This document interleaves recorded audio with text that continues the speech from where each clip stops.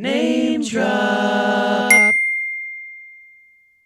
Welcome to Name Drop. Yeah, I don't remember her name. Yeah. Josh Wolf and Son, October 19th, 1969. Yeah, how'd you know that? I just did a lot of research. Yeah. And then your son, obviously, happy belated. Thank you, I appreciate it. St. Patrick's Day. St. Patrick's Day. We're all Libras. Yeah, we're all Libras. Are we touching tips? We're touching tips. tips. The 17th, the 19th, the 1st. Just the tips. I'm not- Just the tips. Just the tips. Just the Okay. tip. Yeah, we didn't I'm solo leave Pisces. No, I'm keeping my tips to Solo myself. Pisces. Keep your tip I'm over keeping my there. tip to myself. Keep your Thank you tip very over much. there. Nobody wants any part I'll of your say- Pisces tip. I'll say, okay, we just name dropped two of you guys here. Yeah. So Chris Kirkpatrick's the third one. Yeah, there you Brian go. McFayden. I never ding Brian. Oh, man. Jesus. Thanks Nobody for... knows what MTV He's was never anymore. once dated Come on. me anyway. But No, I've never did. Chris has been talking about you, Josh, for the longest time. He's like, Pants on or pants off? Shirts on, pants on, shirts off. Yeah. But it That's was... the name of our next No album. shirts, only pants. Doesn't Bert Kreischer do that? Yeah, he does. The shirt off. The shirt off, shirt. Yeah. That would be just a weird episode. yeah. Four dudes just sitting here with their shirts off. I mean, you call it weird. I call it Friday. Oh, wait, by the way, this is our first comedian. Yes, Comedians, plural. And Yeah. first Yeah, father, you guys son. are first comedians. Oh, fuck First yeah. comedians. Right? Look at us. We'll Right? touch tips. We'll touch tips on that one. Bing. Are you sure? Are they? Yeah, first comedians.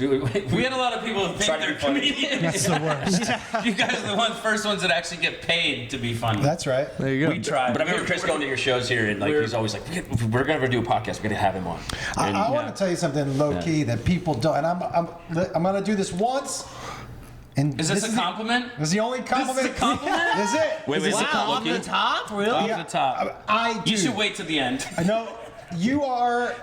I tell people all the time. I go, "Oh, Kirkpatrick's funny," and they're like, "Come on." I'm like, "No, dude, I legit think so. funny dude." I think so too. Yeah, funny dude. I think so too. But He's you know, really when, humble. when you're funny, when you're funny, it's like I say shit that I think's funny. Like when I'm funny, how many times we do this podcast, and I just look, and Monta just goes. And Brian just keeps going like nothing. I'm like, that was a zinger. Dude, God, I thought I had a zinger. Well, the thing is, we're so fucking dry. Yeah. That, like, Chris and I, we were like, I don't know if this is going to work because we're so dry. People are going to think we hate each other. And I don't even know if we do or not. We've been friends for like 20-some years, but are we really friends? I don't think so. I don't think so. Like, it's weird. I mean, I think you guys he are doesn't just know more- your last name. Yeah. You guys are just more used to each other, and you're like, well, where the fuck are you guys? It was like we're like brothers. How do but- you guys like father and son comedians? That's got to be like, you know each other so well. Like, how do you get the music? Family members when they sing together, Hanson, you know, they do things together. Sound of the Moffats. Cricket. No, you guys remember the Moffats? Like huge in Canada. Huge in Canada, the Moffats. Honestly, by the the way. Muffet, I'm like, dude, I think I ordered that in London.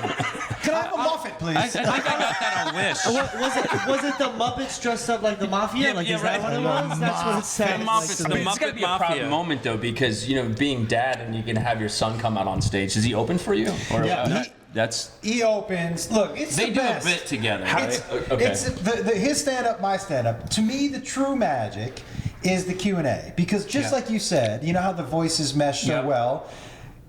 We have such a cool shorthand, and it's not just a shorthand that sometimes you see with like other comedy duos. And I don't think we're a comedy duo, but it's a cool thanks. shorthand. I guess I'll go fuck myself. Dude, comedy don't know.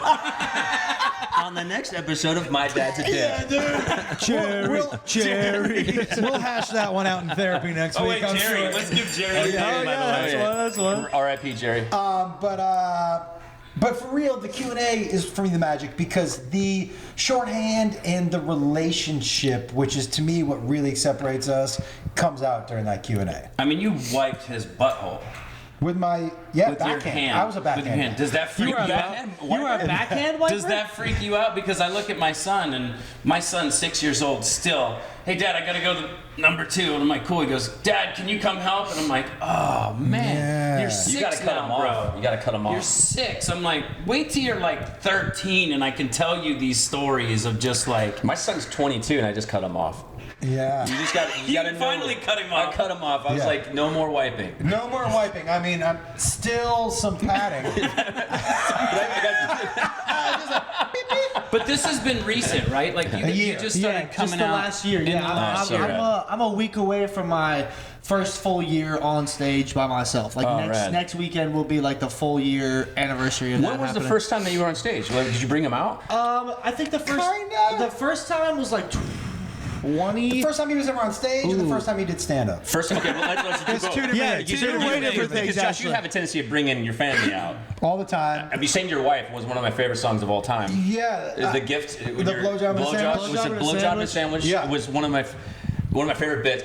He comes out on You stage. come on with stage me. too? I've come oh, on. did you sing the By the blowjob way, song to him? he asked me if I'm going to the show this weekend, and I keep thinking, oh, do I have it in me? You don't have to hop on stage. You could just sit in the come- green room. just come have fun. Because that's Have because some fun. normally I get there and I'm like, oh, is this? Am I now? Do I have to go now? And he'll just be like, hey, Chris, come up here, and be funny. And the problem is, because just go I know drop how it. I like to operate, Yeah.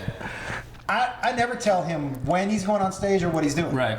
Because to me, that's when I get the realest, rawest Chris. Yeah. I don't think you know what you're doing in your stand-ups, not which is until- amazing. I like to be in the You moment. know, crowd and Yeah, let's see what's happening. And I'm like, this feels like the right time to bring Chris up. And I want it to be as big of a surprise because that's when you get authentic. And to me, dude, No filter. people who aren't comics are funnier when they're less funny when they're planning, because then they're like, I have to, For and sure. they're not trained. But I know he's funny, and if I just bring him on stage and he's like doesn't know what to plan, he's gonna be fucking funny. Yeah. And so that's why I never tell you. Well, it's cool too because it's very relatable in music, in that I just was on stage with the guys. Yeah. And I saw that. And I will tell you. Yeah. I will tell you. I could go up and play a show in front of 20 people and be nervous. Like to play in front of 20 people.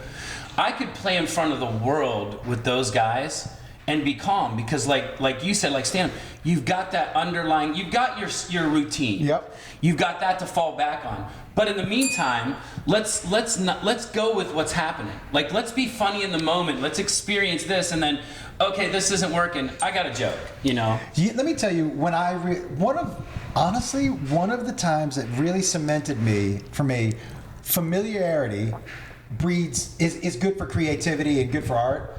When over quarantine, when I had you, Joey, and Lance on my show, remember we did that, Yeah. right?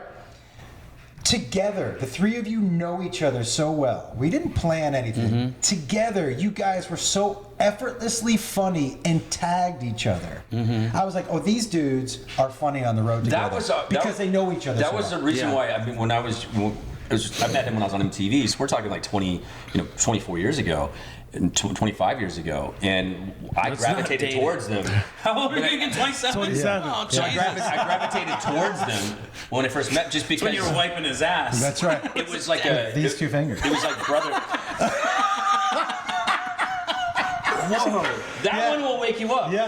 That's my smelling Wait, can salt. I That was the backhand too. Yeah. The best is you are just you're a trooper, man. Like it's like your dad's a comedian, and you're gonna walk in a room and be like, oh shit, hold on, here it comes, and but you compliment him very well. And the show now, besides for it being funny.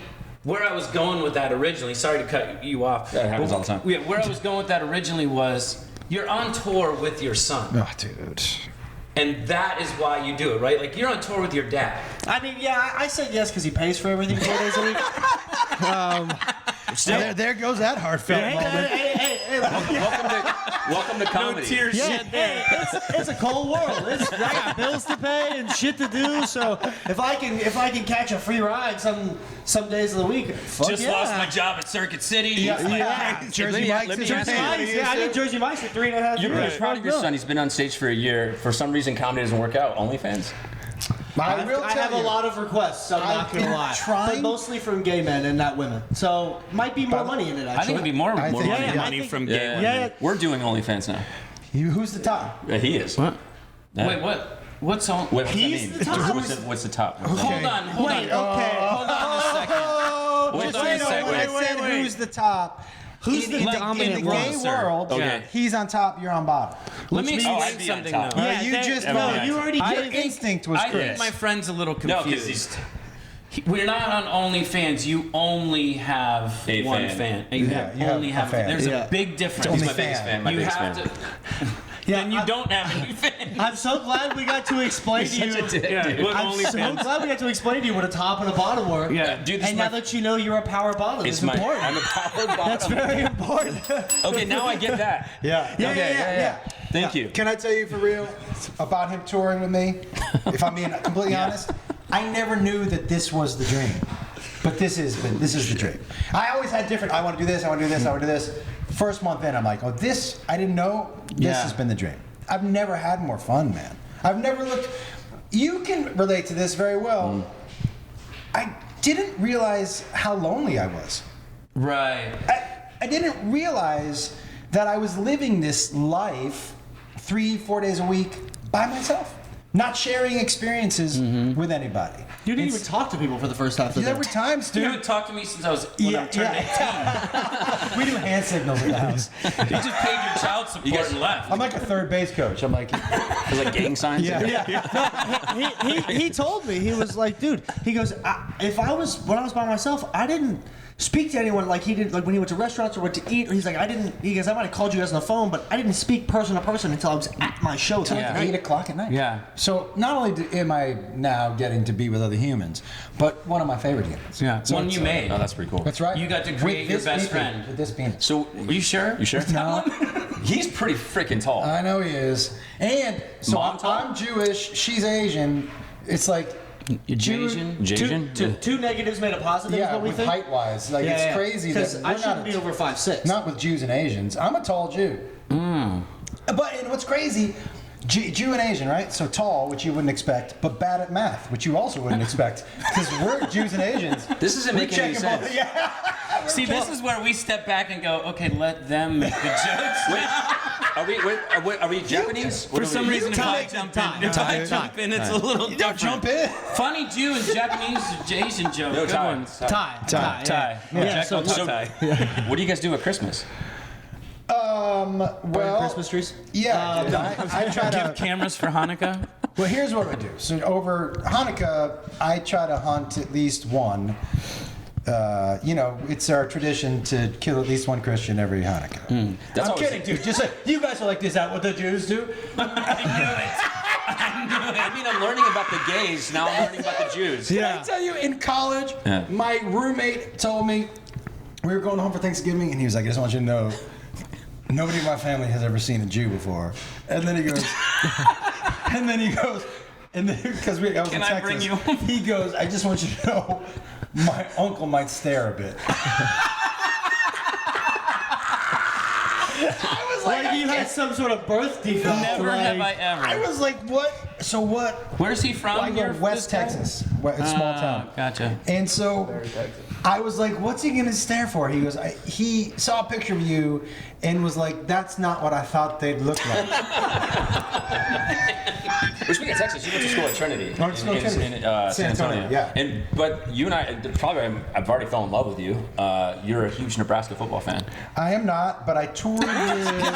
Get fucked. I read about it. You're a huge Nebraska fan. Were you on Wikipedia? Yeah. I can explain why it said that. Can we? Hold on, we're gonna edit this out. No, listen. No, just say you are. I traveled with He's Larry a diehard Nebraska fan. I traveled Oh yeah, with Larry Larry's a DeCamico. Larry's big Yeah. Nebraska. So I will tell you, without a doubt, my most fantastic. And I worked for Fox doing college sports for a while, and we tailgated and had a experience. Dude, I went to the Nebraska Duke. game? I went to the Duke Butler Final Four game yeah, where, yeah. where Championship where Gordon Gordon Hayward Hayward- almost hit that half-court shot to win. I went to the Cam Newton game where he won the championship and jumped over the goal line at the end. The most fantastic college experience I've ever had is watching in Nebraska those balloons go up. Really? After the first score. It's so amazing just to see. Yo, dude, the Nebraska fans, because that team eats dicks. They show up. They don't eat dicks. Double-handed them. They don't. This is. They don't. Well, no, there's no dicks. There's no dicks eaten. Yeah. They and you're the No, problem. we don't. I encourage it. Can I be honest? He's been doing how that many for, national like, championships the has last Trinity 2 won? months. 2 months. Let me tell you Nebraska's something. we got 5 national championships. I want to tell you also that dinosaurs used to walk the earth. Oh. That happened a long time ago. That was 1997. It was me the ask- last national championship. When were you born? That was when I was born. And what my do you God, think my about man. Nebraska football? I'm not giving you that. I'm an LSU guy. Yeah. Go Tigers, baby. Oh, LSU. Are you both Nebraska Fuck guys? you both, man. No. On the Yeah, next you're a episode Florida of guy. Name I'm Drop. Pennsylvania. Hold on, are you Penn State? Yeah, I'm Penn State. Boo. Yeah, well. I took him to Nebraska, so he got to see I like his Penn first State. I like experience. LSU. You wanted to see They a team won lose? baseball. You We also won. like We Sandusky. beat Purdue. apparently. Oh, that's all. That's a good game to take him to. You know, trust me, it's the LSU's last been game on we fire. won that. LSU's been on fire. Yeah, that was the last LSU. one. Actually, LSU. Here's my like 6 first games name left. drop. One of my good buddies, George Cruz, his son Dylan Cruz, was played for LSU. Him and Skis were 1 and 2 in the draft. From that, so he was actually a stud, and like I remember seeing him when he was a little kid, and now watching him. We went to Omaha for the World Series That's and awesome. watched LSU win. So I was learning the Gary Tiger thing or whatever it is. Gary. I'm like, do you have to pronounce each letter? Gary. Well, I will say, the reason I'm an LSU fan, one, my mom and her side of the family, but my only semester of college is in Baton Rouge, is at LSU. I was there for Leonard Fournette's freshman year. Oh wait. That's why you're an LSU fan? Well, my mom also, but also I went there. Like I was like, wait, okay. Yeah, I did go there for once for my only semester of college, but I remember watching Leonard Fournette flip that dude over his shoulder, the Mad Hatter fucking By the way, we didn't get any dings for them. through the fake field goal against Florida, like all that shit. I handed a ball off, a basketball, not a football, to Leonard Fournette in the rec room. We were playing basketball one day. Nice. That's my only Claim to fame. Yeah, it's my only claim to even getting near an NFL prospect. You know what I remember about LSU? Me dropping out? Yeah. And joining you on stage? And you It said, got cheaper for you? Yeah. Yeah, I said you're welcome. He went out of the way. He's like, wow. I go, I just saved you $40,000. Out of state? Yeah. I'm like, for that education? What are we talking about? With an 85% acceptance I'll pay rate. you 10 grand to drink here. right. You know? Congratulations. Free. But it was like liberation for both of us, really. But I man, the traveling with him also, like, it makes me want to go out and do different. I used to just sit in check my out the towns. So where did you get? We know your son. Where he got you started? Like through you, with you. And I was 15 when I started. You were 15 years old. Yeah. You were in Seattle. I was in Massachusetts. That's where- what I said. Yep. But I really started stand up in Seattle. Yeah, okay. I started with a guy named Joey Diaz and a guy Oh, named jeez. Yeah, Yeah, one of the funniest of all time. Joey was his babysitter. Joey Diaz used Joey to, Diaz babysat you? Joe Diaz is one of 4 people who could put me to sleep. Joe Diaz was one. Not like with a chokehold. No, by the way. yeah. Just tell me his comedy act isn't one too, right?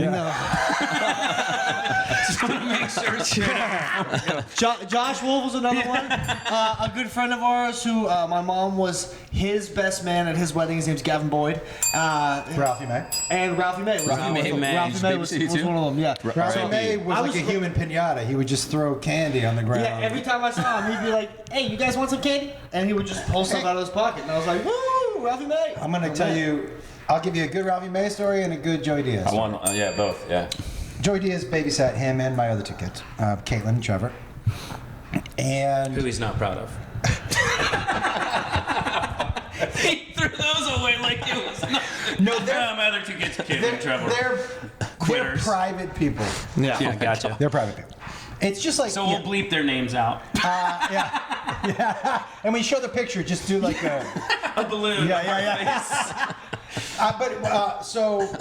And Joe was, look, man, he had a real soft spot in his heart for my daughter Caitlin, and loved her because she also she'll fuck with anybody and was a straight up firecracker.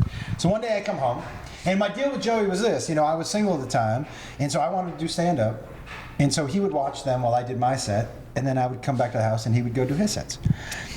So one night I come home, and at the time he was probably 360 pounds, and he never wore underwear. Oh, shit. And I walk in the house, and he goes, "Okay, kids, your dad's home. Time to clean up."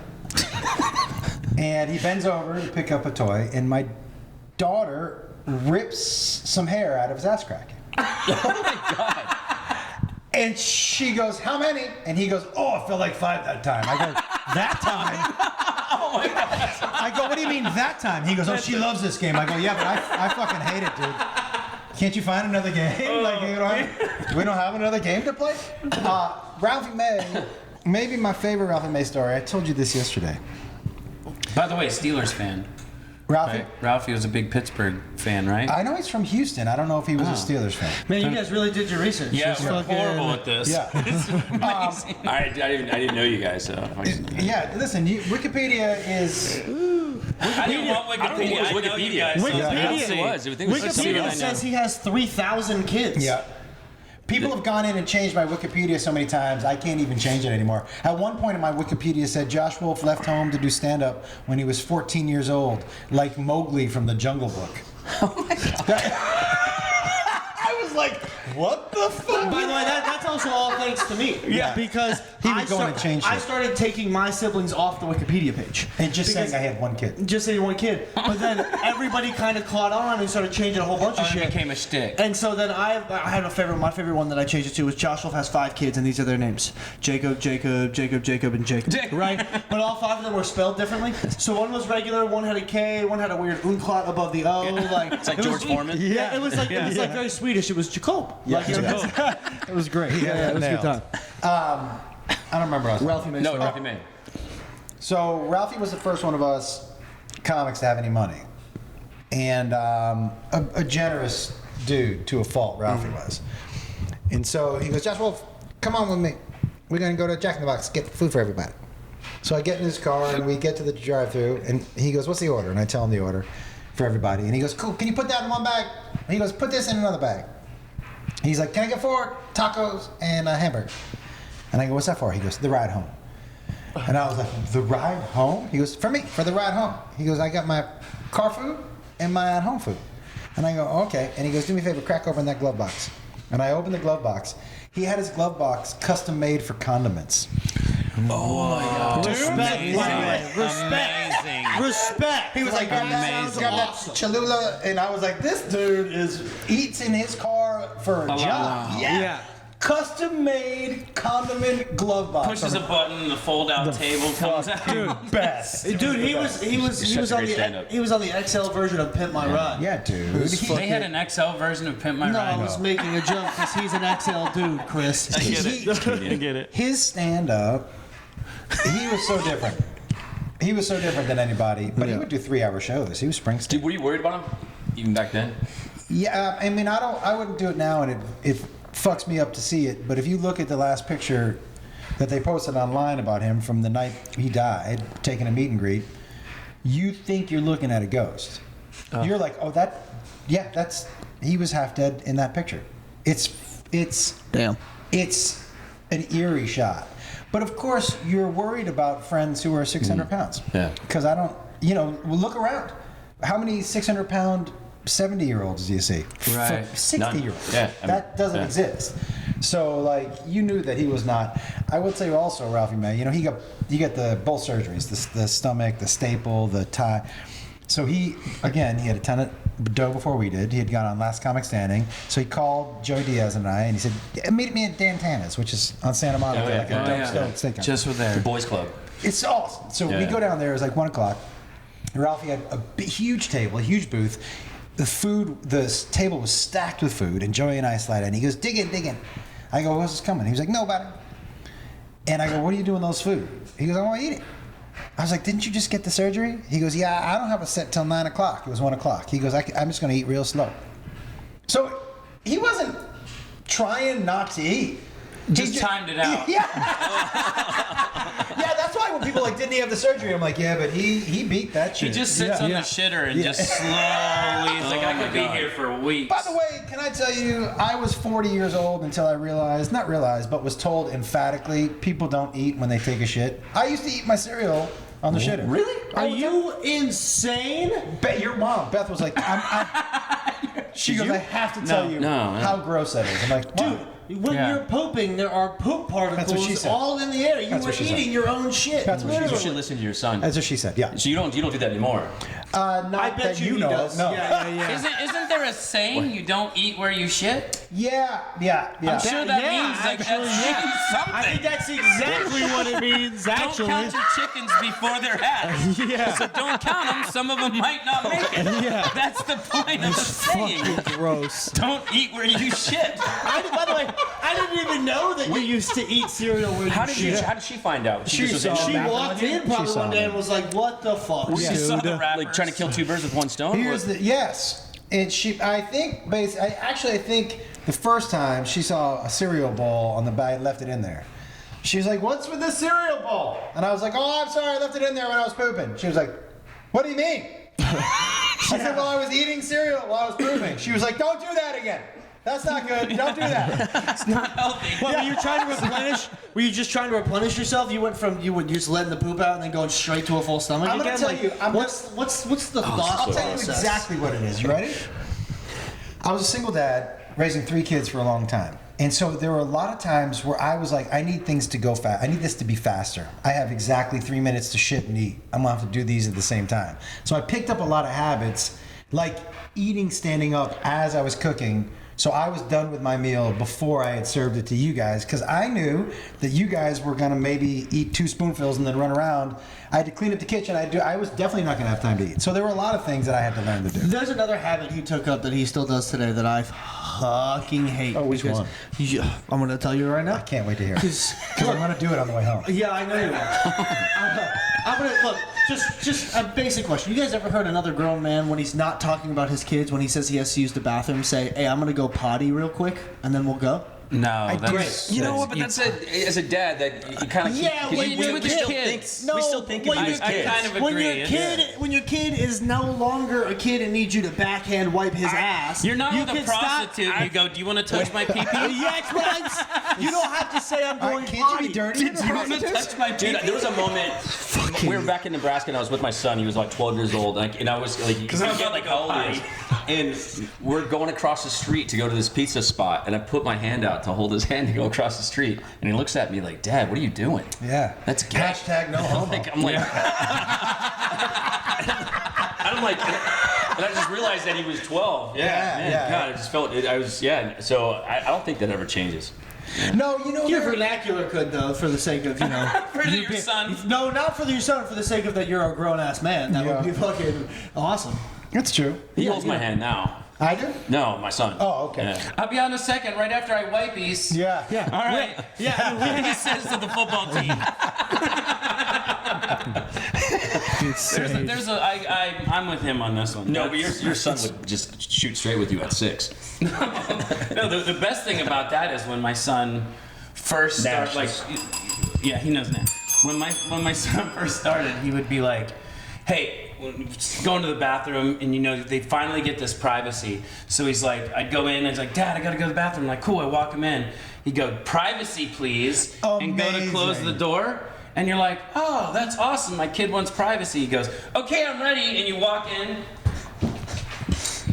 Amazing, dude. butt cheeks spread wide open, Am like, I "You can clean?" wipe me now." Yeah, that's and you're amazing, like, yeah. you needed privacy to do that, but yet you want me to wipe your butthole, right? Yeah, the wiping of the butthole. I explained to him. I'll tell you after the show. podcast. But the wiping of the butthole is something. There are some things that you get into a contract with that if another human was like, "Hey, will you wipe my ass?" I'd be like, "I'll light you on fire." Yeah. I mean, I'll spray you down with a hose. Yeah. When did you know that when you get to the point, let's say, you said you were in Boston and you went to Seattle, and that's kind of where you got your bones, and then the babysitting story is amazing, but when did you start making money? When did you, like, was it with Chelsea, or like, when did you know, I was like, okay, this is actually working now? And the kids are... See, I think comedy, almost for everybody, is like med school. It's 10 years until you're competent enough where people should see you. Yeah. Unless you're somebody's son. Yes, exactly. Bingo. Nepotism's a crazy game, man. And guess what? No shame in my game. but like, it takes you a while to figure out your voice, and I don't know if it's the same with music. You tell me. There's no a shortcut to reps. For comedy, For sure, yeah, for Always sure. be reps, yeah. It's, For sure. it's reps. There's no that what's that 10,000 an hour, that outlier thing. For comedy, there's no shortcut, man. And the reason people are like, where are the great 25-year-old comics? They don't exist because they haven't had the reps and they haven't had the life, right? Yeah. And comedy now, especially, is so much about authenticity. At 25, who's authentic? Right. You're learning what it's like to be heckled. Yeah. You're learning what it's like to play a show right after you just did a show and seeing the same people in the audience and doing the same jokes and trying to get the same laughs. You're learning that authenticity in art is more important than you could have. More talent. Dude. What was your first break, you think? What do you think? Chelsea. Chelsea Handler. Yeah. I mean, and I'm gonna tell you something. First of all, whatever you want to say about her, whether you like her politics or whatever, the most, as far as sharing a stage, the most generous person I've ever on her show. She didn't care if she talked or not. If you weren't funny, she was gonna be funny. Right. But if you were funny, she didn't step on you. It's very rare in this business. Dude, she didn't take the shine off of you. And if she knew you were funny, when she read the question, she would do her joke and she would go right to you. To me, that's a page out of Johnny Carson. Johnny Carson was that same way. When you watched the Tonight Show, you didn't call it the Tonight Show, you called it Johnny Carson. Yep. And when you watched him, he wanted you to be the funniest, the best, and else when he called you over to the couch. Dude. Like that was a reflection on him. For me, and I will tell you, I think he's an incredibly underrated comic, Jay Leno. For those people who don't, look, Jay Leno is a joke machine and has been writing jokes since the 70s and is a comic savant, and he was terrible at his job because he didn't give a, when I was watching his interviews, I'm like, well, he's just waiting to tell his joke. Right. And there were some times... And the nicest guy, too. Incredibly nice, dude. And like I said, as a comic, so good and so funny and so underrated. But there were times where the guest is here, but you can see him here looking at his jokes. It threw me. It's why guys like Stern, and Rogan, they seem genuinely interested in the person that they're talking to. They're listening. They're asking questions that aren't planned. They can tell you. So like Carson and Chelsea was like that. Although she would also dig into you in a way that no one else could. Don't you think that was kind of to get reactions and to get more content, like to make it like I bet if she ever said anything that she was like, oh, I probably shouldn't have done that, but it got a crazy thing afterwards. She was probably like, hey, I might have overstepped a little bit, but it was great. She never thought she overstepped in any way. There's no apologies. No apologies. And I don't mean that in a bad way. No. There's just not. That's not in her. No. That wasn't the ballgame. I wish more comics were like that. Smoking hot? No, just smoking hot. But like just fucking Did he just call us no ugly? apologies? Yeah, I think so. But no, just more apologies. I think you just No apologies? Yeah, no apologies. I do believe that cancel culture, especially in comedy, is It's fake. killing it. No, You think it's over? It's fake. dude. Name somebody who's been canceled. Can't. I mean, as far as comedy, they tried Shane. Okay, Great. Anybody who's been Now he's rehosting. Dude, anybody who's been canceled is actually bigger now than they were. Tony Hinchcliffe, remember? Yeah. Got canceled. Remember that? Dalia is selling out Theaters. stadiums. So you're saying they do it for the back end, like it's going to be bigger for them? What I'm saying, and I don't think it's planned. Nobody's planning the cancel. But what the people who are out here, who are the silent majority, are like, hey, fuck your cancel culture. And the silent majority responds by buying tickets and supporting them and going, hey, we're not down with this shit. So it should be the loud culture, not the cancel culture. It's just people who make it know, but it helped. Now, No one's buying tickets to woke comedians. No, it's the PC Not as culture. many. That's all it is. It's just a PC culture. That's what our society has turned into. And so, like, I don't buy into that shit. And I think also, like, the idea that you could try to tell somebody what is funny or not. Yeah, but what you're laughing at isn't funny. Right. I just laughed. Clearly, it's fucking funny to me. You know. Yeah. when you come to the show, I can't wait for you to hear one of the new jokes. Oh no. Oh my goodness! Not one of the most politically correct jokes, but dude, it makes God, me it's giggle. funny. Yeah. Holy shit! It's funny. That's what I wanted to ask too. Is like real quick. Your dad, he makes you laugh. Oh yeah. Like I would never thought I would be cool to my kid. But I watched his thing. I've seen, there was a point in time where I was probably like 18, 19, 20, where I was like, dude, I've seen you perform about a gazillion times. Let's do something else. And then after COVID hit, like his brain just kind of went, like his brain just started grinding. It was Nashville. Like, yeah, his gears just This was started the most moving. creative year I've ever had in my life. that freedom. And- Yeah, Yeah. you left. And and every 7, 8 I didn't months. say it was fun. Yeah. I said it was creative. Breaking up is hard to do, but I, didn't got say some I good liked songs it. Yeah, out it of was it. fucking cold. But like every 7, 8 months, he's got a new hour on top of the hour he's already telling. So every time he goes on stage, even this weekend, I have no idea what set he's gonna do because he's always. But I know the jokes he does, and even though I'm still knowing those jokes still make me laugh. Can I tell you 100%. something, dude? And I've been watching you guys. Do you know why I like watching you 5 on stage right now? You're having fun, bro. Oh man, so much fun. As somebody who's a viewer, this is what I like. This is why, look, people can say whatever you want about Fallon. Do you know what's fun about him? Him and his guests are having fun. Yeah. Yeah. He's not groundbreaking. He's playing games, but I like watching people have fun together. Yeah. You 5 are clearly having so much fun. Those clips, I'm like, this is the most. Talk about the Will turn. Yeah, outside of We were just talking about that. the music, Yeah. which we Yeah. all like. Yo, dude, it's so fun to see 5 friends have fun together and make art, dude. Like, it's the first time I ever said to Beth, we got to go see this show. They look like they're having Josh, so much fucking fun. So we were watching. Women of a Certain Age and I were watching. I was in Colorado and she was here, and we're watching. It was your sister-in-law was live streaming it from the Will turn, and I'm like, oh, this is gonna be great. So I'm watching this. All of a sudden, you see, Justin's on stage, he's performing, and all of a sudden the boys come out, and it was like the first time because I've known Chris for 20 plus years, like 24 years, whatever. But to see, to see Justin, we can name drop these. Justin, Joey, JC, skip that Lance, one. and you Greg. see Chris, Greg, but you see Chris out there. It was the first time. It was like the video was like so far away, but yet you could see his eyes light up, and you couldn't help it. I started crying. I was like, I got so emotional You're a because you were pussy. genuinely Yes. such a. Yeah. To see that's the second But to time see you your- called that today too. To see your friend, Yeah, like dude. genuinely. I mean, I totally agree with you. That's like. What's the it's great. difference now? Can I ask you, was it this much fun before? Does it feel like less of a job? Like, what is it? What is it? I think what it is now is that it's coming back again. All that, like, here we are. I was older. I was like 22, 23 when the band started. Still a kid, but I'm running around there, and I came from poor trailer parks. Yep. So to be doing this was like the time of my life. To be doing this, I'm like, whose life am I leading right now? Right, Like, this makes no sense. And then suddenly it stops, and suddenly I become that guy in NSYNC.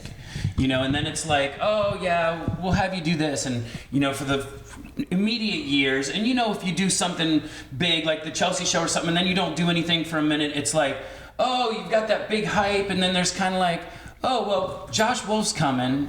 Oh, okay, we could do it. Yeah, there's a used to. There's a feeling. right. Yeah. There's a I used to be that or something. Yeah. And then to go up and like, because I feel like I'm humble. Like I feel like I don't walk around like this is who I am and this is what I did. I appreciate everything I had. And then to get that back again, it's kind of like validating a little bit.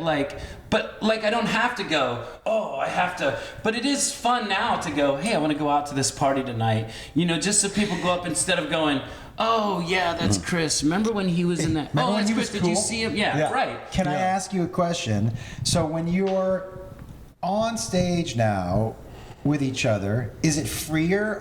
Do you guys fuck around a little more? Is it like, do you know? Yeah, to a point. And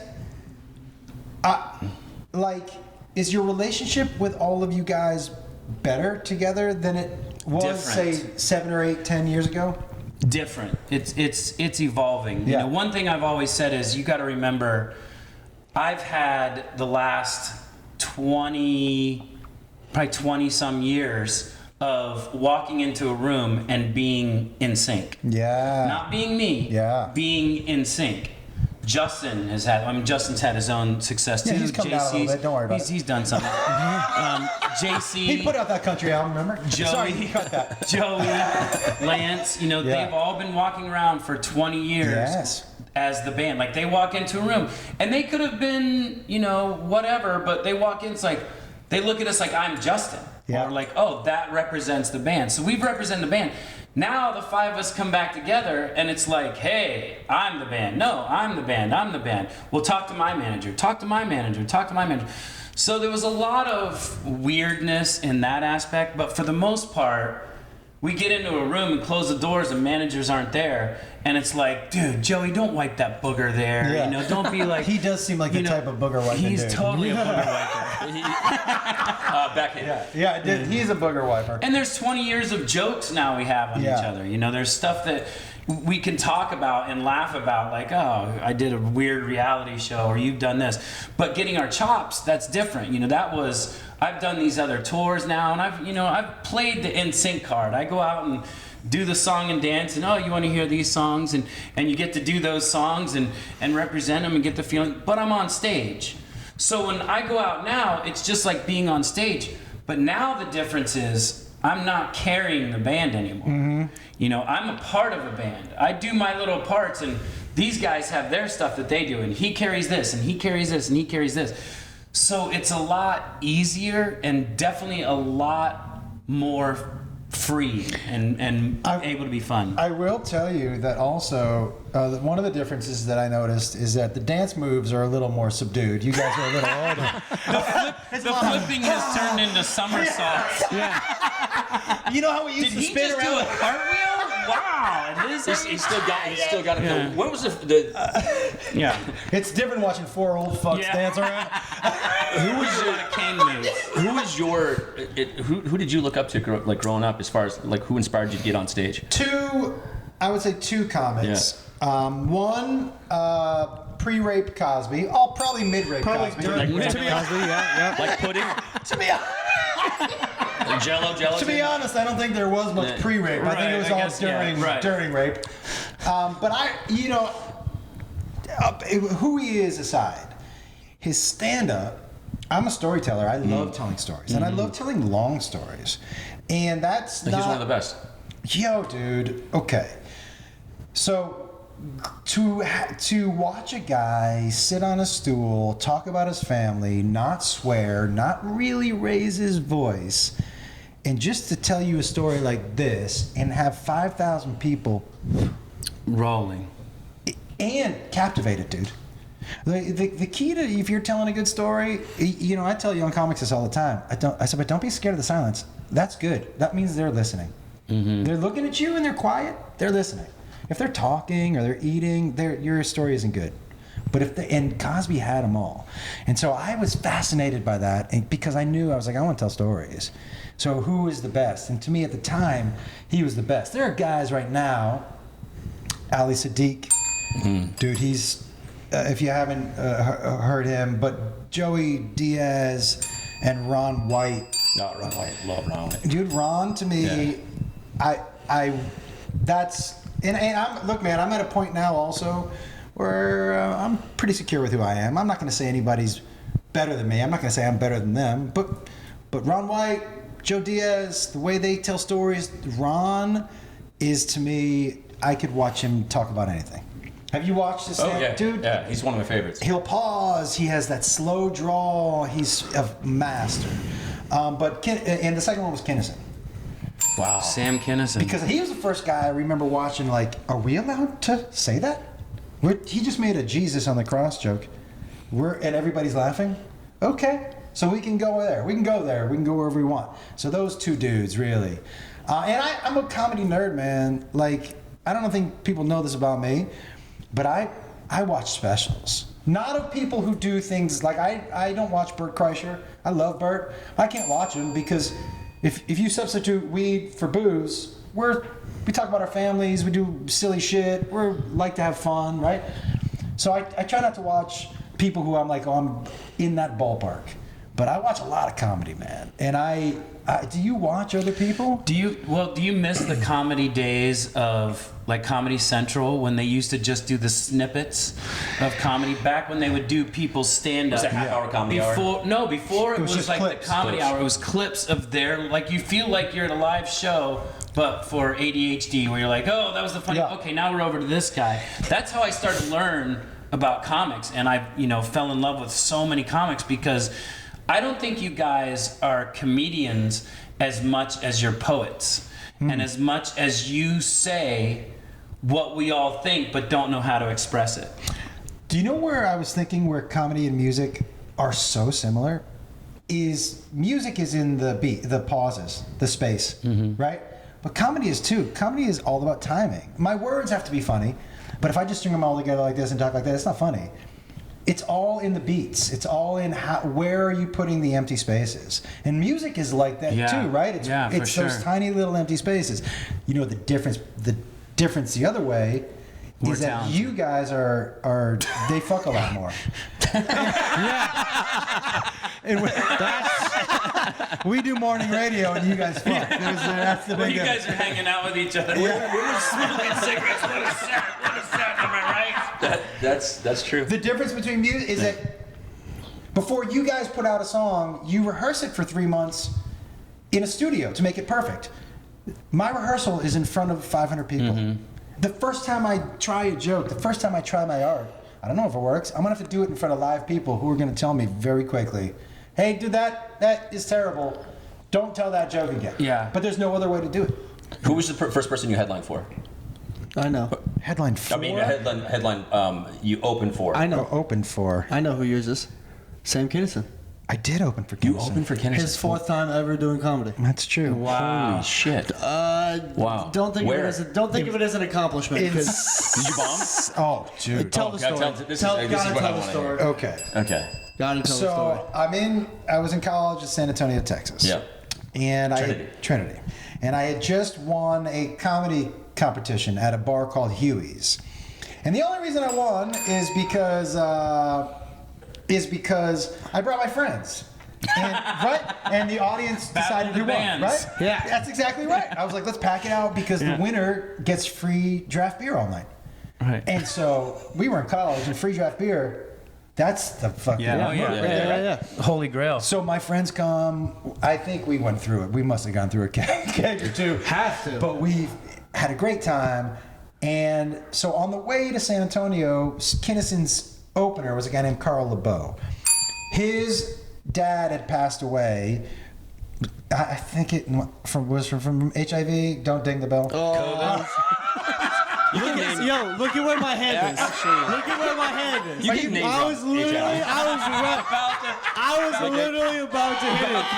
And you said don't ding it. dinging HIV? You can ding HIV. Okay, that is a name drop. And so yeah, he had the high five. Damn it. And so What the fuck is wrong with you? yeah, Again, we sit back and just laugh at your jokes.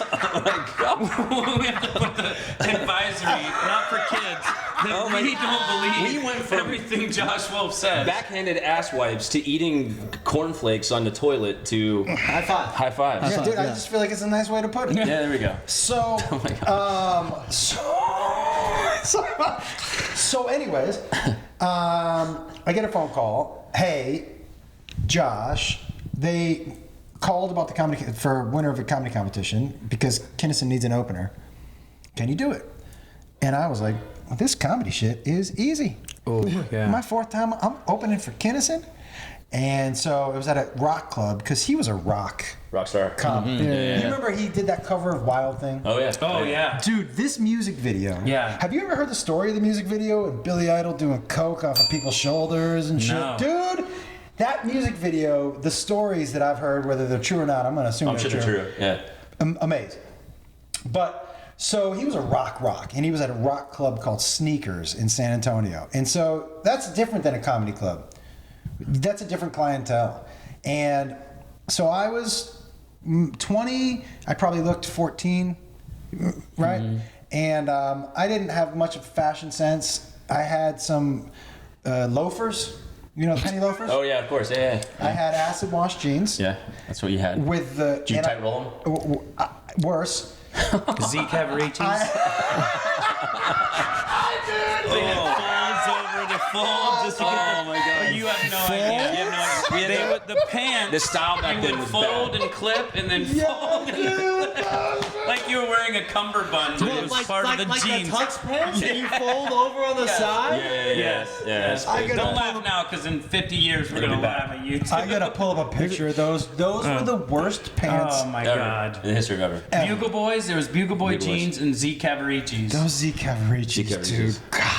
I can tell they were bad pants just by the name. Yeah, well, plus you haven't But it seen was the them. hottest They're the pants. only thing that never came back. Like bell bottoms came back. I know. Nobody's doing Z. Somebody was like, "What about the Z Cavaricis?" They're like, "Fuck you." No. Hey, get me a pair and I'll bring them back. But the hammer pants. Get me a pair, I'll that bring would them be back. hilarious. Hammer pants never came back. Oh yeah, hammer pants too. Z They went out. Cavaricis and Von Dutch.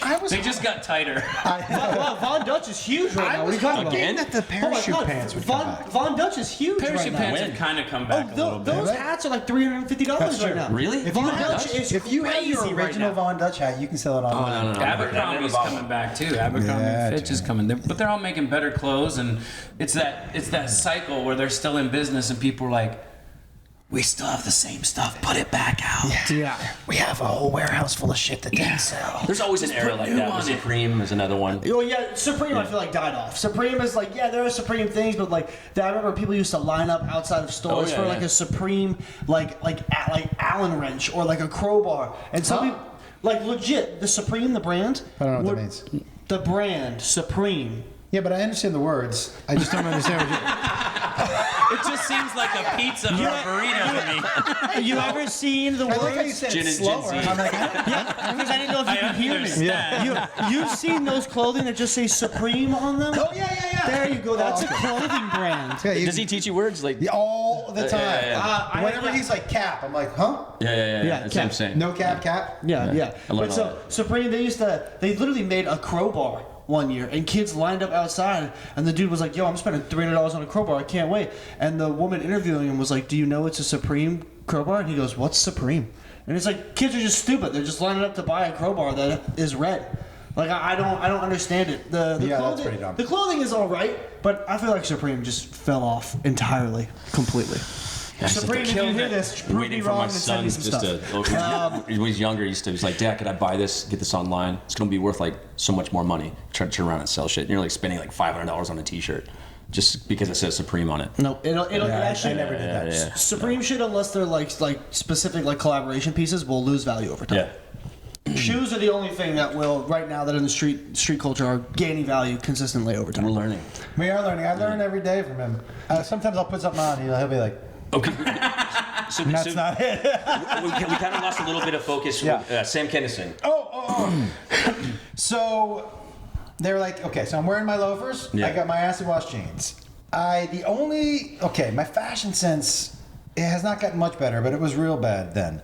So I had, like the shirts that the Blockbuster employees used to wear, the button down. Oh, yeah. blue. Oh, right. I had that. I had it tucked into my jeans. You remember the old black belts that had the silver tip? Oh yeah, of course. You Did you always end up falling off or something? Dude, so I would You tuck had it all the way there and you fold Yeah. it down. Yeah, I would tuck Oh it my and I would God. fold the tip down. yeah. I had a black God. motorcycle jacket over it. Wait, it gets better. I had a ponytail, bangs pulled off to the side. Who wants to fuck? Yeah. I mean, goddamn. So if you remember Kinnison's crowd, that look is not going over well in front Right. of Kinnison's crowd. So, first of all, I've got maybe 3.5 minutes, 5 if I speak real slowly.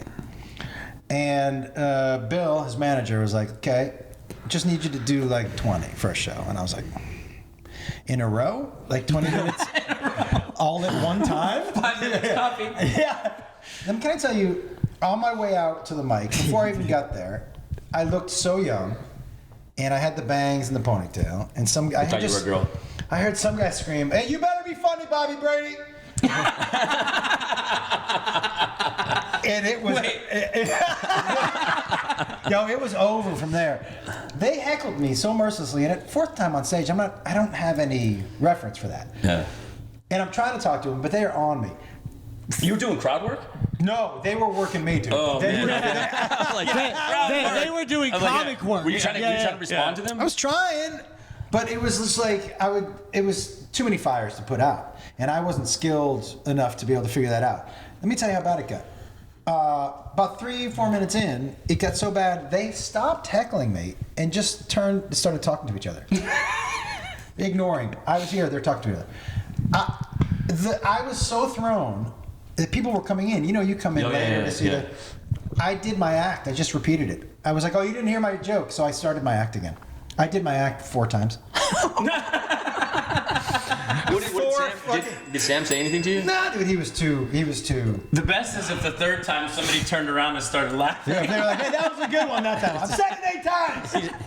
Yeah, it was bad. Great delivery.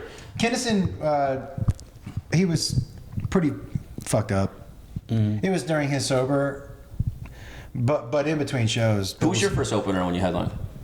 Oh Jesus, I don't even remember. I don't. Was there anybody you broke? Like, did anybody that opened up for you that suddenly blew up and you were like, No, I don't think so. I don't think so either. I mean, not yet. I'm waiting for my time to shine. killing it then? But no, I don't. I think can't so. think of any. I mean, you've had some really good openers. Like you've had some really good openers, but I don't think any that have gone on to do much more. No, I agree. I honestly, I don't even remember. This is so funny you said that. The first time I headlined. Oh no, I do remember. Okay. Book tour. Moscow, Idaho. That was the first time I was traveling. I was driving from Seattle to Moscow, and I had to shit real bad. Back to shitting. And I pulled over, and I was like, I get no toilet paper, so I was staying the night, so I grabbed a sock out of my bag and I put it on my hand, and I made a shitting. A shit mitten, you know, and I wiped my ass, and then I turned it around, and I wiped it with the other side, and that was it. Right. And I threw that sock away. But well, that's not where I thought the story was going. Then. Yeah, wait, what are we talking about? I saved it, and I brought it here today. Realized it was the only sock I had for my dress shoots. We'll never know about the first time he ever headlined. But now, that's the only thing I remember from that trip. But I do remember Was being that the start of the book tour? No. Does a Josh shit in the woods? He does if he's got a sock. He's got a shit in. The book tour was my first like elevated tour by myself. Okay. But that was the first time I was like, I checked into a hotel, and I was like, I gave my credit card, and they were like, it's all paid for. I was like, cool, but for incidentals, and they're like, no, it's all paid for. I was like, oh, everything's paid for. That was the first tour. I was like, oh, okay. So room service, I can get that, and they're like, yeah, it's already paid for. I'm like, and as much as I want. And they're like, yeah. You were like, I'm fucking it up. Yeah, this I was like, weekend. Absolutely. I ordered shit just to have it in the room, even though I knew I was gonna eat it. Did you order anything really expensive, like a bottle of champagne, or like anything like off like an expensive menu? No, I still felt too bad to do that. Yeah. Once you started to get like your chops wet, and you were you knew you were going somewhere, and you started writing a lot and stuff like that. What? Like, did celebrities or people come up to you like, hey, you know what? I got to get this guy, Josh Wolf. You know, when did Chelsea come to you, or were there others before that? That kind of stuff happened more from Chelsea. I didn't realize how wide of a reach that show had. Jeez. And particularly at that time when TV was still a thing, right? Those of us who do entertain or athletes, 11 o'clock on a weeknight, I'm coming back from the studio or from a practice or from a game, and I'm getting in bed, and that's so many of the people in the entertainment business or athletes were watching that show. So we had a lot of reach out, a lot of reach out. Yeah, I think I started to kind of realize you were semi-famous and not just my dad. As when you came back one weekend and you were like, yeah, I just met the starting 5 pitchers in the Boston Red Sox rotation at the airport with their wives. And It was amazing. I was like, what? He goes, yeah, their wives just walked up to me and said, well, they love me on the show. That was it. And, Yeah, and then the guys came over like, hey, dude. And I was like, listen, you're a big dude. I'm not. yeah. when did you meet your wife? I met her, Bethany. Yeah. That's real though. That's real. Okay. Yeah. All right, I saw that in Wikipedia. So. Yeah. I just want to make sure. I actually, my manager, we had the same manager. He set us up. It's the only thing he ever sent me out on that I booked. I mean, that was my one time. I'm like, good job. No commission, by the way. Yeah, no commission. right. Nailed it. But I met her in 2001, and man, she's not the exact opposite, but the opposite in so many ways. She has really made this complete. I had no idea how many holes in my life I had. Pause.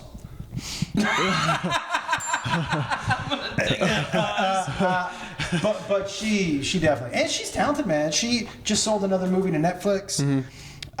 Without trying, which was awesome. Yeah, there was a script she That's had. amazing. There was a script she had on the computer for 17 years, and they called and they were like, "Hey, you still have that script?" So there's that same amount of drive in what she does, but yet you balance each other out where she's kind of reserved and doesn't want to be up there. When you call her out at the shows, she wants to crawl underneath the table. And yes. I also, man, the thing about both of us is that we both still love creating. That never stops. Yeah. I was like, I'm not going to do this for a paycheck. It's because it's grueling. The comedy, I'm not going to do it for a paycheck. And I always told Beth, when I stop liking it, but what's not to like? has it gotten It's easier? different every day, right? Easier. Easier meaning you've got your chops wet, and now you're teaching. I'm sure you're learning a lot about the business. A ton. And has it gotten like, oh, I can get up, somebody calls you, hey, Chappelle's here, he needs an opener, can you come in and fill in or something? And you're like, yeah, no problem. Yeah. Like it's not like 20 minutes. No, because you know how I do stand-up. That's how I am every night. When I get to the club, I'm like, what are we going to do tonight? Mm-hmm. Now, I happen to be working on a certain 20 or 25 minutes right now. So you're going to hear that at every show I go to. But outside of that next 40, 45 minutes, I don't know. He picks when he's up there. We're going to find out. Yeah. We're going to find out. I might do a lot of crowd work. I might do a lot of music. I might try a lot of new stories. I don't know. And that's what keeps it fun, dude. Which, by the way, you are a musician. You I are love kind of a musician. He plays. I mean, the blowjob and he the boosted my sandwich. ego. I can throw back a little bit. He plays. He sings. It was What does really cool to Bethany sing. think of that when you have her on stage? You're talking about her giving you head and making you a sandwich. She knows what she signed up for. Yeah. Plain and simple. Both her and I By the way, know. how is her sandwich? Her sandwich is great. Wait, pause also. Wait, he knows? I'm a sandwich fan. Listen, earmuffs. It is. Do you really even have to say earmuffs to him anymore? He's been Let's just through. going back to the whole little. I've Have heard, you said earmuffs to him? No, definitely not, because I know that the one thing there's one thing we don't really talk about, and that's really our sex lives. Thank God. Mostly because I'm banging his mom. Until- Yeah, he's banging my mom. Guess what happened last night? He's like, "Fuck you." Yeah. So Your mom looks in a Little Mermaid outfit. so we don't really talk about that. So I don't really. That's a bonus for us. Yeah, he's for never sure. been like, "What's this Iron Man outfit doing in here?" Don't worry about it. Don't touch the right hand. You don't exchange pictures. Check this chick out I had last night. I saw a male maid costume one time. That was weird. That would make sense. Yeah, listen. I'm so embarrassing. It's embarrassing now. I can't believe you said that. Dinner is served. I remember my son came to see me. He was 19 and he came to see me in Colorado, and we're hanging out. And we're supposed to we're gonna watch a movie, and we just ate and all this shit. And he goes, Dad. He goes, you on Bumble? And I go, no, why? And he goes, man, there are a lot of hot girls on Bumble. And then we sat there, and I was like, wow. Yeah, okay, cool. He goes, do you mind if I go out with this girl? And then he showed me, and I was just like, no, that's totally cool. And I go, where is she? And he goes, she's downstairs. I was like, that was it. That was the first time I knew that my kid was doing sex. Doing sex? So I can't imagine I can't imagine what that sex talk was like. So Yeah. do the sex. Dude, I got pictures of the sex talk. Yeah. do you say also that? Do you ask people if they smoke the weed or do the weed? The pot. The pot? The pot. No, but it's just weird. Like I can't even. On his Did 20 you on his wipe 21st your- birthday, I had him. We did. Did you Nashville. go potty? Did you go? 21st birthday we did in Nashville, and at 11 o'clock I saw that he was doing well. I was like, all right, I'm gonna get out. I just become a dad. Man. Yeah. I can't. I don't want to see that shit. Yeah, no, but also like nobody wants some dude our age hanging around like, Yeah. you getting pussy tonight? You know what I mean? How's it going? You want to see some vagina? Yeah, that's not a good. Smell my friend Josh's hand. Man, the other thing I like about where I'm at right now is I don't mind on stage being super. You know, every Friday night, the late show, I take like 2.5 grams of mushrooms. Yeah, And goes on stage. That's not a micro. That's not a I micro. couldn't even say what is that. Yeah. Oh no, that's a macro dose. Yeah, that's You're yeah. channeling your inner Beetle Let's and go. trying to see what comes Oh my out. god. Yeah. Oh yeah, he doesn't fuck around. I mean, know. actually, it is fucking around, but like, it's about between 2.5 and 3 grams, and he goes up there, and sometimes he does an hour, and sometimes he does 2. So it just Time, what's that? time is but a construct. what are we talking about here for time? Yeah. But yeah, it's really been kind of crazy. Maybe like the last 2 or 3 years, right? No. 2 years?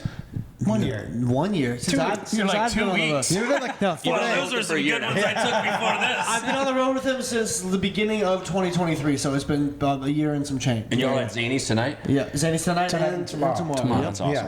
Yeah. And I love this club. It is the most. This is the most creative. That year here, dude, shit was just.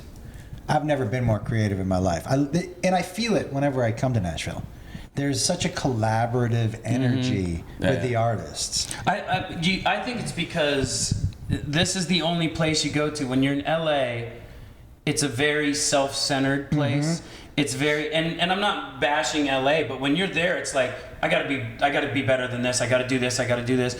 And this guy's not going, hey, let me help you. They're like, man, I gotta be better than this. Yeah. I gotta do. Here, everybody's kind of like, hey, I like what you're doing. Have you thought about this? And you're like, yeah. Have you done? And it's it's genuine. just it's real genuine and it's real. Go ahead. Sorry. LA is very cutthroat. Like, I worked in TV production for like 7 years, and so for me it was, you could never know who you could trust, either people who were above you or at the same level as you. You never knew who was gunning for your job. So you'd never know who you could tell somebody or what you could tell someone about anything because they could rat you out. Everything is done out of desperation there, and the powers that be keep you in competition with each other. And competition is terrible for art. You're not. So they make you think that there isn't enough to go around, and there is plenty to go around for everybody. You know what's different about this songwriting community here? Is that, look, if I wrote a song for you and it was a #1 hit. Oh, you did. Is this it? That's true. It was not a #1 hit, but it was a lot of fun. But We had fun in the dressing room after. if I write a song for you and it's your #1 hit, you also are okay with me playing that song at my show as the songwriter. Right. That's unique to this town. Yeah. Where you're like, oh, you're as much part of this song as I am. It's on my album, but you fucking wrote it. Right. So you're allowed to sing it too. It's such a cool. There is less competition here and more. See, you know that there's a recording studio right there. Did you know that? We're in Nashville. There's a recording studio right there. Yeah, dude. There's one right there. I heard Chris Stapleton coming out of here. This was maybe with CMTs or Grammys or from a couple of years ago.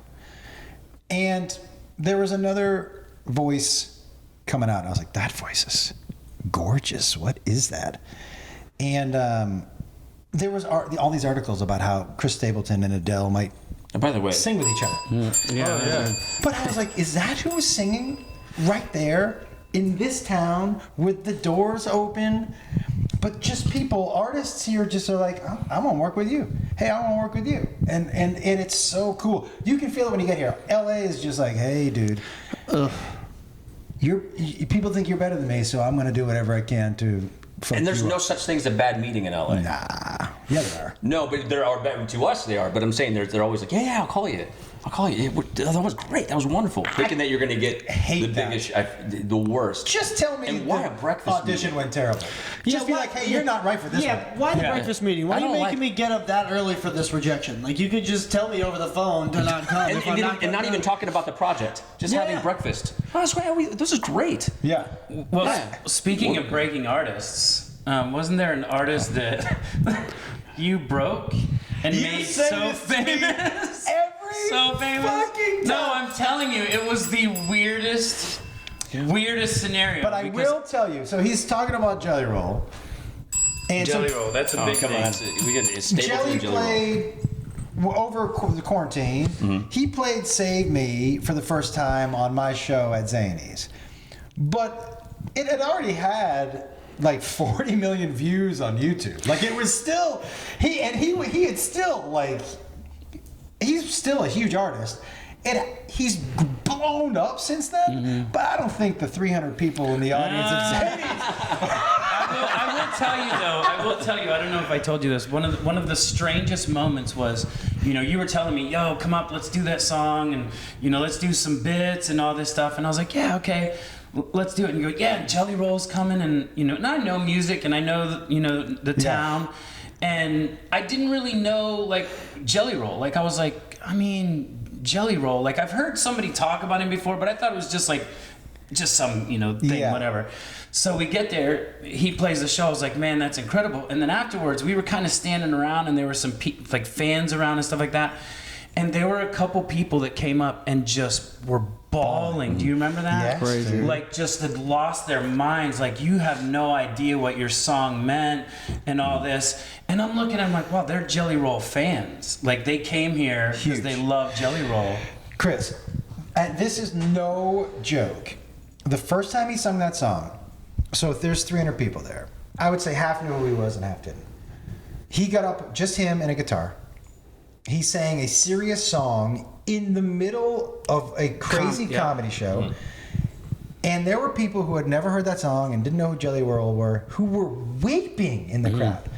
And I had never felt emotion like that. I was like, well, this dude is pulling this out of these people. There was such weight behind the words and how he was saying them.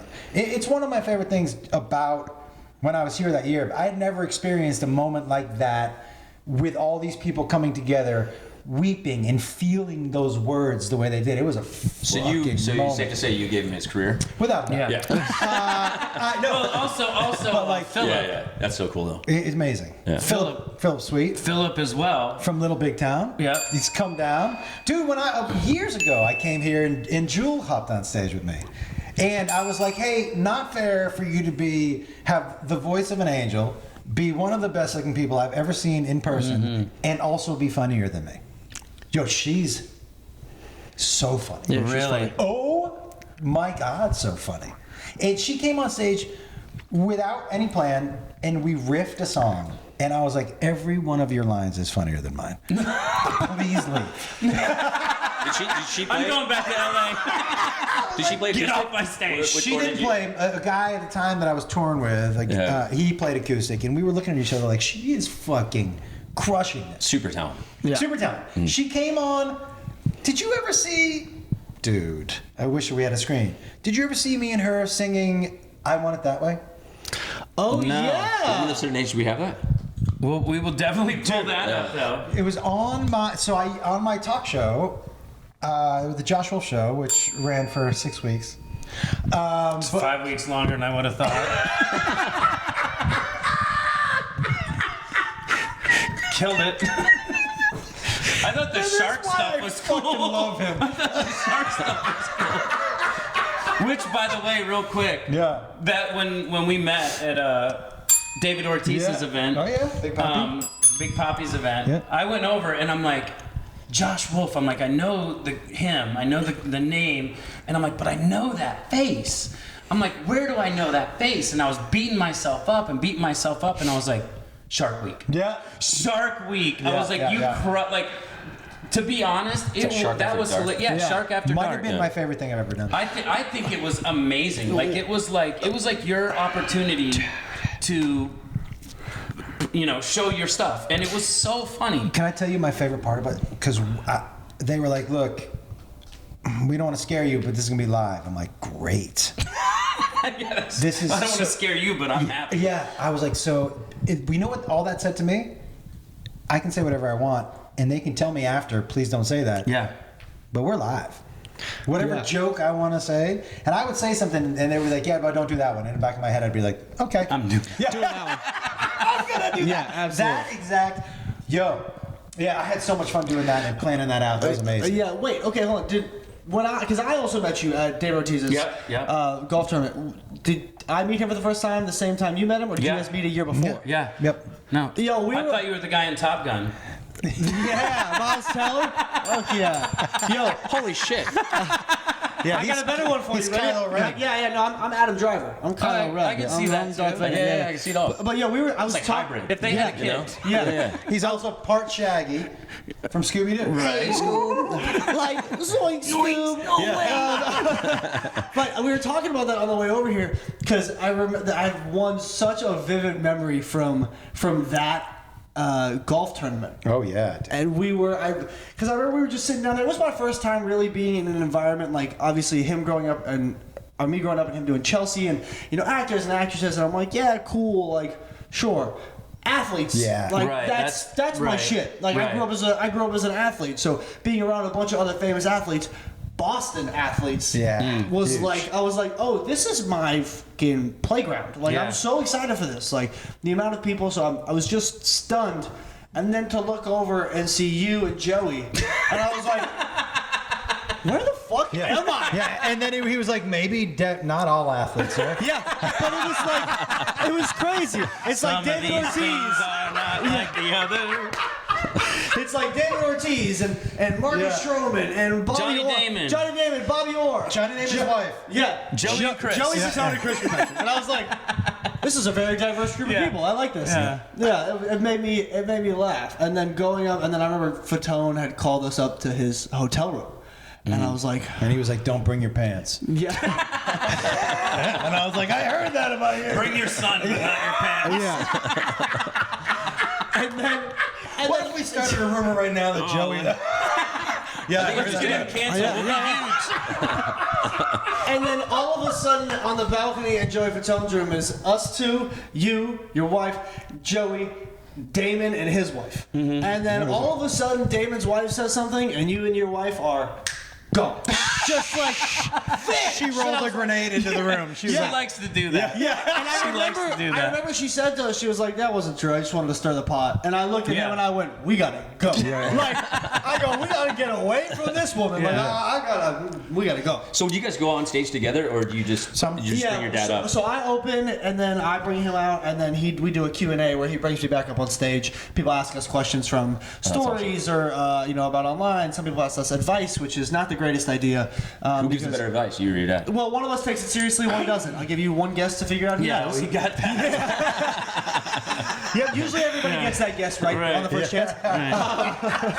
my advice is always dump her. Do you love it? Do you love it? Is it like... I really do. Like, I was hiding from it for a long time. I think I was really in denial because for the longest time I didn't want to, and I still don't You don't want want to go be in known. dad's business. I don't want to be known as Josh Wolf's son because even in production in my business, as only Josh Wolf's I was going to say, don't get it wrong. Nobody does. Like Jacob Wolf? Chris, I want to be known as your son. Well,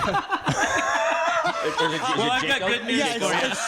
I do, but so working in the TV business, I was working with jobs and working with people who knew who he was. So there were sets where people wouldn't call me Jacob; they would call me Josh Wolf's son to fuck with me because they knew my dad, and they knew me, and that never really bothered me just because I was working on David Spade's show. So if you don't have tough skin and if your EPs are giving you shit, you have to take. You just have to take it. It's just how it fucking works. What comedians have you met that through doing this that you're like, oh my god, I love this guy, or like David Spade. David Spade is one right off the top.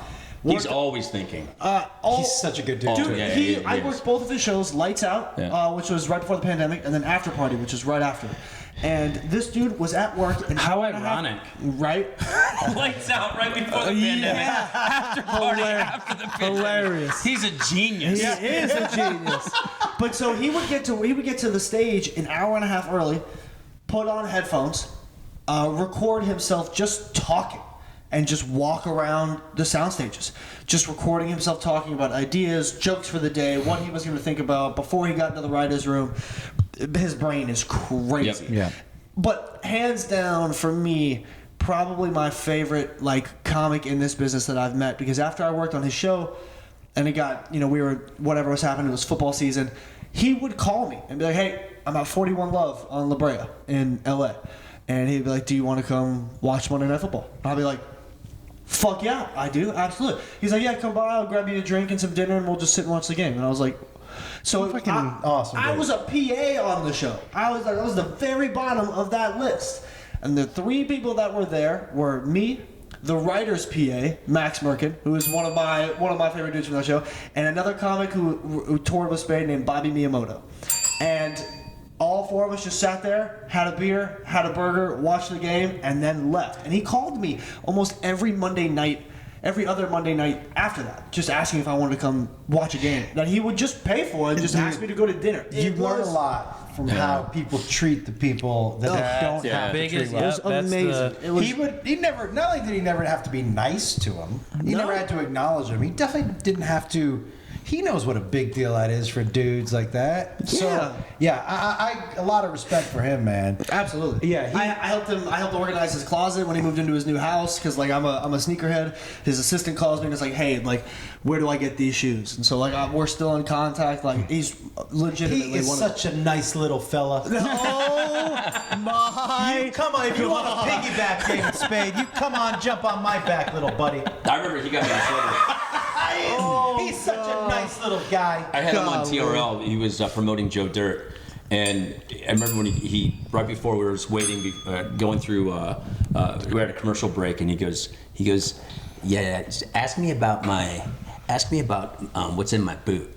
And I was like, okay. So he was setting me up for something. So we get up there, and this is TRL. This is for teenage kids, MTV, back in the heyday. And so I was just like, we're getting into it. And he kind of looks at me and he looks down at his foot, and I go, so you keep going down your shoe. What's in your boot? And he goes, So he pulls out like little mini bottles of like Jack Daniels and shit, and takes a drink. I was like, this is gonna get me in a lot of trouble. Yeah.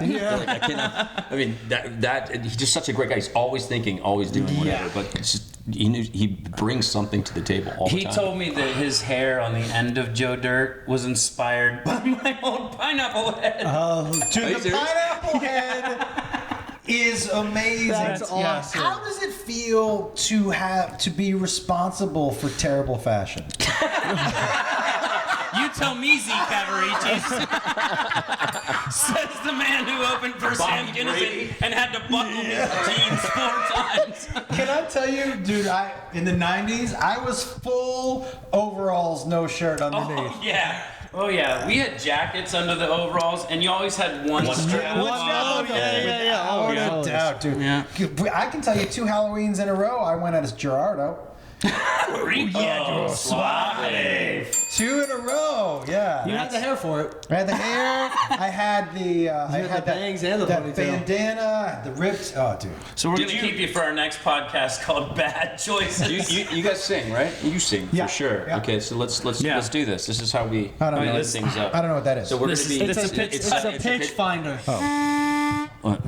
Name drop. You keep changing the pitch, by the way. because it's in my pants. If we had a collection, like The everybody, pitch is in your pants? that pitch is in my pants. It's in my pants. And if you heard him sing, that's the only place he has pitch.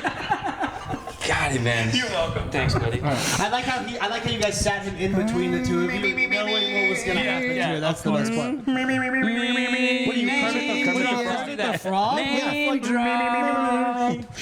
We're just gonna go name drop. That's it. Name drop. Ready? No, it's there. Name drop. Okay. Yeah, you ready? ready? Yep. 1, 2, 3. Name drop.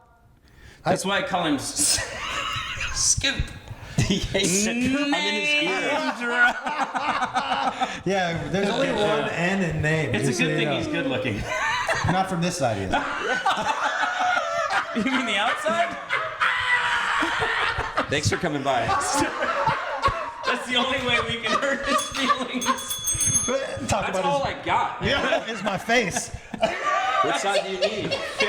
Can you switch places with him so you can see the good side? He is If you a knew very handsome young how many man. times. Dude, Thank an you honor for to having meet you. I've been Are so you coming stoked this to meet you. weekend to a show? I'm leaving for Florida tomorrow. So Okay, so 2 shows tonight. 2 shows tonight. Tonight, what time? Mushroom show tonight. Oh, I thought Mushroom Show was tomorrow night. Late No, show Friday Friday. night. Late show Friday. Always Fridays. Oh, tonight. Well, we won't be at the Mushroom We gotta Show. I have think you we'll guys come back. tomorrow. Yeah, come tomorrow. It'll be equally goofy. Yeah. I got Little Man, and I'm leaving Wednesday. I'm doing an orchestra show. No shit. Where we're Whoa. singing with an orchestra. That's fun. And then I come back Easter, and then I'm gone for weeks, and I don't leave him for that long, so I got to get my kid time in. Yeah, absolutely. You know, I wish you could get up on stage with me Can now. I say real quick before we go that he and I do a podcast together?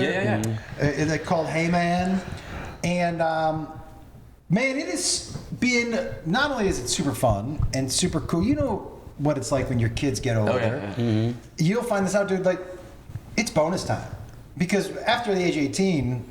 Most of us don't see our parents but 3, 4, 5 times a year. Yeah, we were just talking about that. So to have this bonus time is super cool, but we really get to have some. First of all, we have ridiculous conversations. Generationally, we're so different. When I tell them about things that we did in the 80s, like I told them that my brothers and I, one of the games we used to play is we'd go down in my basement, we'd each grab 3 darts, we'd turn out the lights, and we'd just throw them as hard as we could. Animals. He was like, "You guys are fucking animals." I'm like, I Oh wonder my why God. Jackass was Do you have so scars? huge. It was I never got hit. But there were people who did. Somebody did get man. hit, and then that game stopped being I fun. will tell you something right now. The sound a dart makes when it This hits, is gonna be like trending now when on like it TikTok. hits skin is like a it's like that hit somebody. Yeah. But so we talk generational stuff, but we also get to have, man. I'll tell you honestly, the best part about it is we get to have real, man. You know, traveling when you have kids, there's guilt wrapped up in that. Even if you know this is my job and this is what I do, there's guilt wrapped up in missing games, missing. I missed his prom, right? You were invited to his prom. Yeah, dude. It was me, him. You were his date? Yeah. You don't know how this goes? No. Yeah. You might have been arrested if you showed up. I would have been amazing. It would have helped my YouTube presence. But so you miss things, and there's guilt wrapped up in it. And on the podcast, we get to have conversations like, and I was like, dude, I want to tell you that I've been carrying this guilt but I'm sorry, I missed your prom, dude. The games, I understood I had to miss, but singular things like a prom that only happened one time, I should have known better, and I feel really bad. And for him to be able to be like, hey, thanks for saying that. I never want you to think about it again. I understood what your job was. You're in a safe space, man. You can let it out. But to be able He's cried before to talking about it. hear don't worry. that Really? in such a cool spot, we have conversations that are, man, my favorite part about the pod, if I'm being completely serious, I get messages from grown men who are like, hey, my son and I watch and listen to your podcast together. He's never asked me to do anything with him. Oh, man. We've opened up a dialogue because of you two. It's so cool. And so to know that that's what's happening, and we're starting to, and so I'm going to have both of you guys on, we're starting to interview parents. And so I want to interview you about what was your childhood like, and how did that inform the way you parent? I know what your childhood was like, so I know there was probably a lot of things you were like, that's not happening. I'm not doing that, right?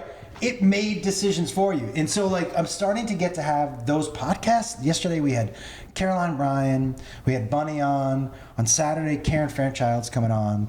We're going back to LA, we got a crazy lineup. But like this podcast is starting to do things like, I'm like, oh, it's making a difference. It's not just dick jokes anymore. Yeah. So it's super cool. It's purposeful. So the podcast is called Hey Man. I know that he gets messages from teenage dudes who are like, my dad's talking to me. I can't believe it. He's talking to me That's because awesome, of man. you guys. Yeah. So super cool. I just wanted to make sure that we gave that a plug. It's, Yeah, we do for sure, ultimately, for it's sure. amazing. Yeah. It's Anywhere like- you find podcasts, right? anyway, and man is with 3 A's because that's how I say it. Hey man. It was like in what was the Dave Chappelle movie with the weed where they Up were in talking. Smoke. No, that's Cheech and Chong. No, How high? Not how high. That's Yeah, what is it called? woman of certain age. Oh wait, that was Society. No, what was that called? No, it was called. What women want? I've literally thought of all stoner movies in my head, and none of them. It's not. But Friday. anyways, in the movie, Jim Brewer. he's talking about how the kid's in the room hating his dad, smoking the weed, and the dad's in his room smoking his weed, trying to figure out a way to bond with his Yeah, kid. yeah. You know, that's Half-baked. Oh, it's Duh. half-baked. Jim That's Brewer. exactly Jim right. Brewer. But that's what it is. It's you find that thing that you don't understand that, because now you're making me feel really shitty, by the way, because my son's got a program. But you know what the and I deal got is? to travel. You know what the deal is? To go do a thing, and I'm going to be like, oh. Well, But way to also, bring it down. but he's 6. He's not gonna remember that. And when he's old, like here's the thing that it was for me. It's like, yeah, cool, problem happens once in my life, but no, and I mean that in all seriousness. Like it is a one-time thing. Is this but last year? Also, it was almost 10 years ago. Yeah. Like. Yo, whoop-de-fucking-do. It's a school dance. Like, Yeah. it's not like you missed graduation. Yeah. You were Yeah. in town for graduation, and you fucking made sure of it. You were in town to drop me off at my one semester of college. You were in town for... Congratulations. This is all coming. You were in town for the most important things. That's what mattered. For his first time? Prom was fucking. Yeah. He actually did come back the weekend after I lost my virginity. Hey, and he asked and me in the honestly- car, and he said, "Did you lose your virginity this weekend?" And I said, "Yes." And then we just fist bumped and didn't speak for the rest of the ride. It was really weird. Honestly, the I crazy washed my thing hand. about that too is what you got to remember is maybe prom would have been the most memorable because he wasn't there. Then it wasn't memorable. Like you were like, yeah, it just was what it was. But the ones that he is there, that's different. Yeah, That's yeah. when you're like, Absolutely. oh, that means I'll more. tell you something else that he said to me. All my kids said to me when they were like, because I He remember. has 2 other kids. Yeah, I remember. But I remember because I remember also apologizing to my daughter, and you know, she said she was like, yeah, but when you were in town, you were very present. Yeah, It extremely. wasn't like. So I understood. Oh, he goes to work, but when he's here, he's here. Yeah. And that was the thing. I was like, got it. That's to me the difference. For those of us who travel, when you're there, you gotta be fucking there. How often are you guys on the road? Every weekend. Every weekend. Every weekend. So this is a great time. It's a Nashville It's thing. It's Thursday to Sunday. Thursday to Well, hopefully we can Saturday, make it tonight. So we'll have to see. Come through tonight. It's a good time. It's a We have blast. some You will, fun. your face will hurt. Just It'll don't be be like- because I punched you on the way in. Wolf and Son. That would be fun. just go to just on the way in, if I was like, all right, Come to Josh Wolf. Your face will hurt. Josh Wolf, Jacob Wolf. Thanks, brother. thank you so much for having us. Dude, you're the best, man. You're the best. Thank Thanks you for so name much. dropping. Yeah. Name drop.